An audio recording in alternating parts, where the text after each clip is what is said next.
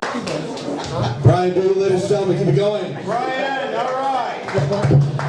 Be prepared for the, I like how most of the crowd left already, because you're like, this is like the lower the bar section of your show. Just to warn you, so don't get too... I also am very happy for the fact that like this is probably like the most diverse lineup we've ever had in a long time, which lacks for the lack of diversity of the actual crowd. It's kind of like me going back to certain parts of Brooklyn, you know, depending on what stop of the train you get off at. I'm originally from New York, which means I probably can't run for president ever. And that's not because of my fucking skin tone, I'm fucking legal.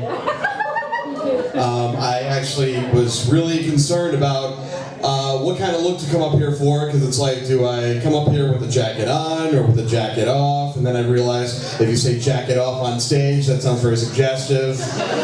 And I've already said it, you've already heard it, so we're just gonna blow past that.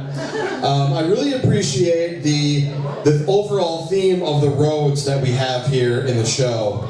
The construction little cone here, but like, don't forget that the roads are shitty outside. It has nothing to do with the snow. They're never gonna get fixed, right, Gretchen? I love how, like, God love her. She's gonna try something, you know, like they all kind of almost did, right, Rick Snyder? Right? Is he here? No, of course he gave up on us. Why the fuck would he be here? But I am very excited to be here in Wyoming because I get to tell my New York friends that I'm in Wyoming and they're like, man, you're really getting out there. And I'm like, you have no idea where the fuck Wyoming, Michigan is. I'm like, they hear Wyoming, they think I'm out there like working at a fucking cattle ranch and doing comedy on top of a bull. You know, and I'm like, no, it's just a city that happens to be named after a state and I don't know fucking why. You guys, I'm really, really excited. I just got a new car. I upgraded my vehicle, thank you. Some of you are like, you're gonna fuck it up anyway. Have you seen the roads?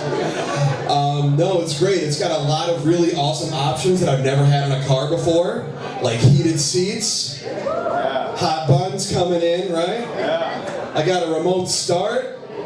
Never had that before. It's the first time I've had something where I can push a button and actually turn something on. Because I can with women.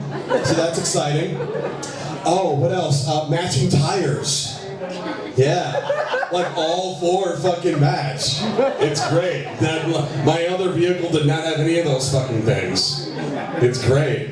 No, but seriously, it is pretty awesome. My favorite part probably was when we were negotiating the terms of getting the vehicle. So we went to the dealership and we were really on the fence about it, which I know sounds ironic because of immigration. I look like I should be on the other side. But let's move on. So we were looking at the car and the guy is like, so what do you guys think? We took it out for a little test drive really quick and he was in the backseat with us, which is really weird. Because it's like, you want to have a private conversation with the other person that you're buying the car with, and you got the guy in the back seat, which is like the worst fucking backseat driver ever. He's telling you where to drive, how to drive, and he's bragging about the car at the same time. And it's like, oh God, does this car have an ejector seat? Because then I'll fucking buy it if I get the ejector seat, get me the fuck out of the back seat like right now. Like, you're gonna lose this sale, buddy. So we drive it and we get back. He's like, all right, so what do you think? I'm like, well, it's a little bit out of our budget. So he's like, well, let me talk to the sales manager. I'll work some numbers, see what I can do. And he leaves and he comes back and we look at it and we're like, it's still slightly out of reach. Now I feel like we're playing fucking deal or no deal. Like with the fucking car. I'm like, is Howie Mandel somewhere here in the sales floor? Because I really could use his help right now on what to do. I'm getting a little nervous. Like, this is a lot of money. I want to make the right decision. So finally, he's like, okay, well, we have one or two. So he gave us a number. And I'm like, all right, sweet. This guy knocked off like almost $4,000 off the price of the car, which is like $4,000 more than what my old car was worth. Right? So I'm like, okay.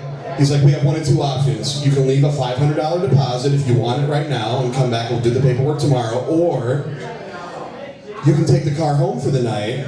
We open early in the morning, but you can come back anytime you want tomorrow. The dealership closes at 9 p.m. And it's like 5, 6 o'clock at this point the day before. And I'm thinking about it, I'm like, well, let's see. Keep $500 in my pocket and take it home for a night, see if I like it, or be a dumbass and give you $500. I think we'll take the car home. So we took the car home for the night, and taking the car home for a night is kind of like, especially if it isn't yours yet, because you haven't decided if you wanted it, taking that car home for the night that isn't yours is kind of like getting a hotel room. Like when he said you can take it home for the night, he's kind of like, he said you can take it home for the night. I heard you can fuck in it if you want to, because I won't be in the car this time. So we test it out, and it also drives very well. And now we're like, well, what are we gonna do? We're just like, well, shit. We're never gonna get those smells and stains out. That new car smell is fucking old as fucking long gone history. I guess we gotta buy this fucking car. So, like, should we get it detailed? Like, you know what, right, the last minute you pay everything up front and whatever, they detail it for you. Like, we can't let them go in there. Like, those guys do not make enough money to clean up after us. Like, it's not fair. That's just not fucking fair. But we did take it home. We got it now. And the best part about getting this vehicle is because I totaled my girlfriend's fucking car. Prius and black ice don't mix, guys, just in case if you're wondering. They just don't, it doesn't fucking work. The accident was about 2 weeks ago. So it was a lot of fun dealing all with that.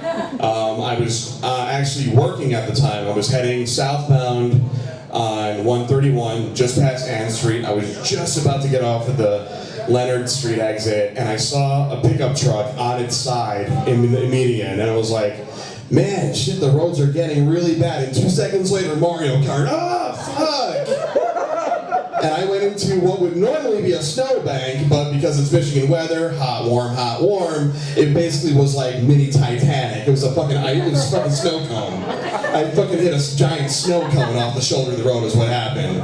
Like without the cool colors or the flavors or fucking Snoopy to help me out. You know, and I was like, oh, Snoopy, Mad Life. Oh, no, we're not insured. Fuck. Yeah, so that car got fucking totaled. And that's why we have the vehicle we have now. We're actually picking up another car tomorrow because there's 2 of us and there needs to be, you know, independent privacy behind the fucking wheel. Not to be in the car all the time together and shit, you know, but it's a lot of fun. Speaking of being a responsible adult, we did take a lift last night to the Little Black Dress event at the JW Marriott, which also I would like to call the Little Black Mess. Let me just paint a little fucking stupid picture for you right now, okay? So the Lyft driver comes and picks us up. It's me and my girlfriend and one of her really good friends. You know, they get all dressed up. They go, you guys get so fucking excited about dresses. I mean, you get excited about like dresses and puppies and sex toys and dick. All right, well maybe the first 3 things, right?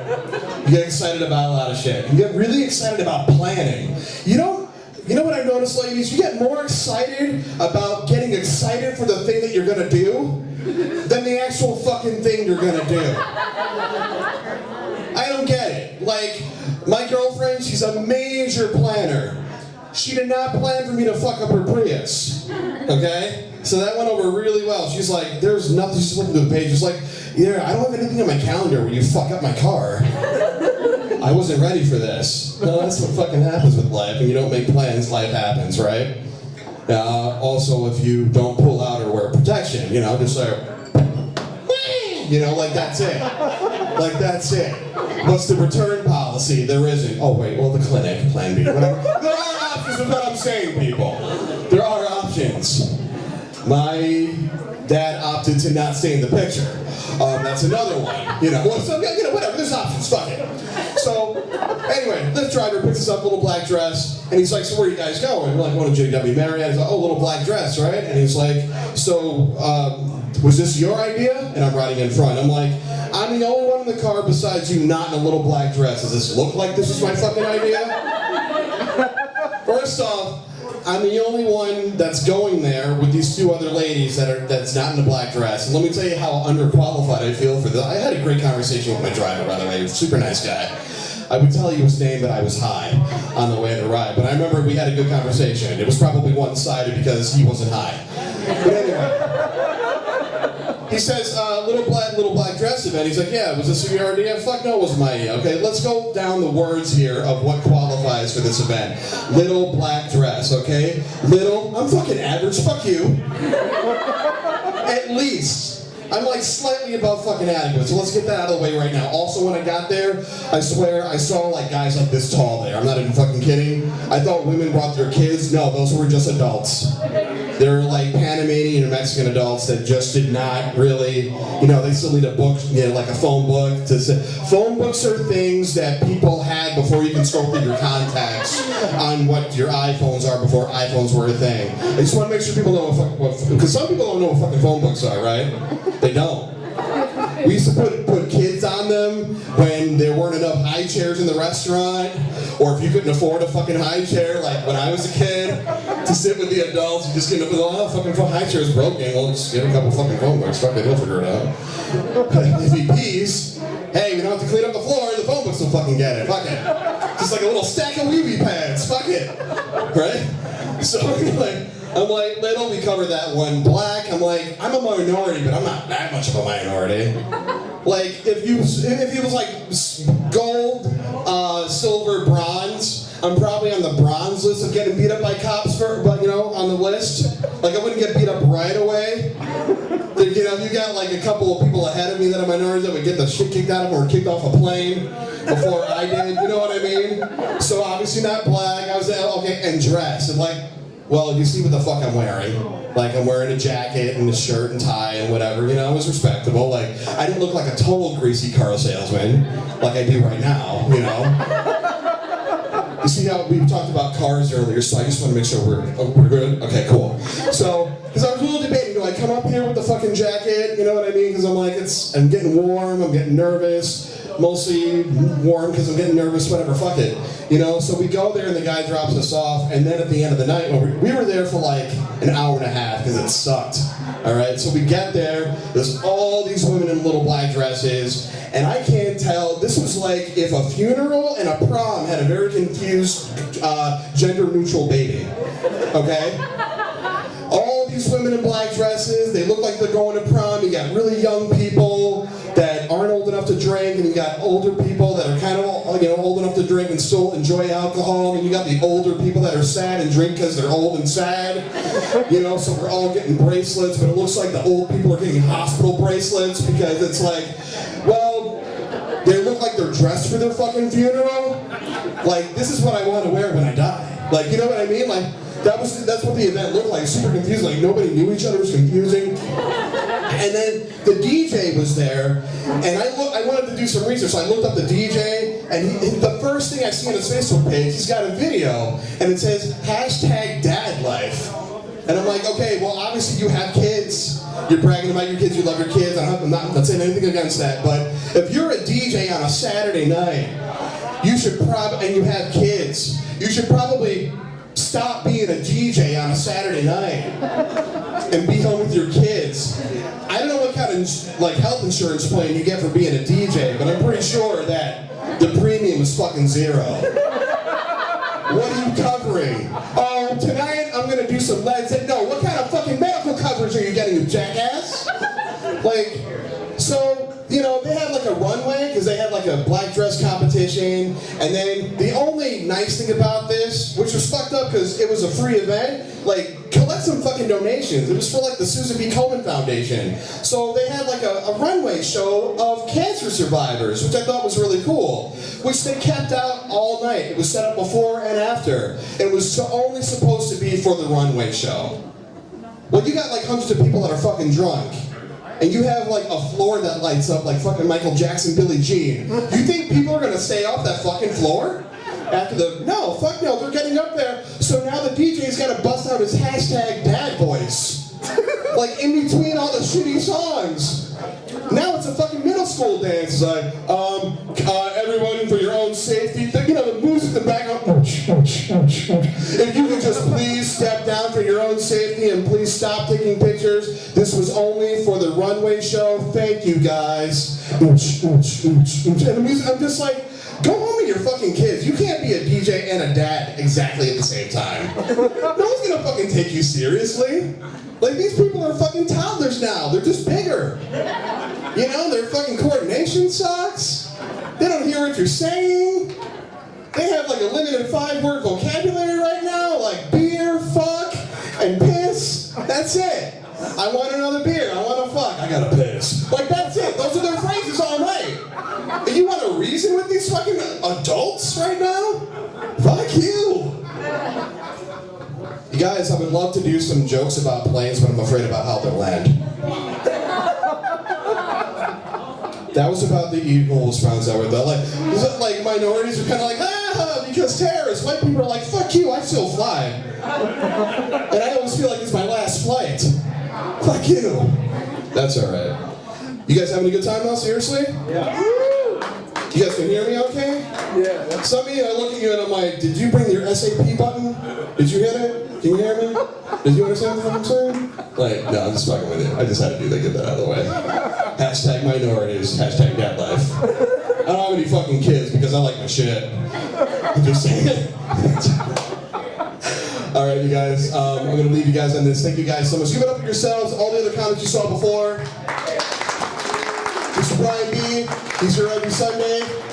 Used to be here every Sunday. Tell your fucking friends. I'm gonna leave you guys on this. Guys, if you end up having a three-way with two girls from Holland, does that count as a round of double dutch? My name is Orive. See me on Instagram, SoundCloud, and Facebook. You